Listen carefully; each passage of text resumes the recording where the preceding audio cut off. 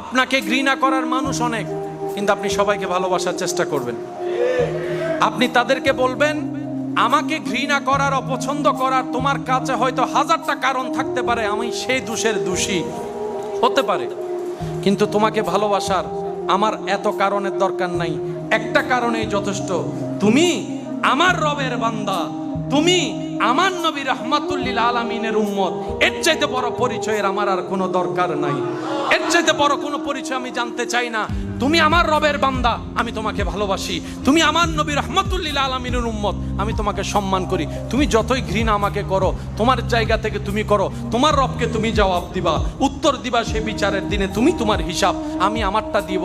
আমি বলবো, আল্লাহ আমি ঘৃণা করতে শিখিনি, আমি ভালোবাসতে শিখেছি। আমি অপমান করতে শিখিনি, সম্মান করতে শিখেছি। কারণ আমি জানি, যেদিন থেকে বুঝেছি তুমি তাকে দয়া করো যে অন্যকে দয়া করে, তুমি তাকে সম্মান দাও যে অন্যকে সম্মান দেয়। বলেন না সুবহানাল্লাহ।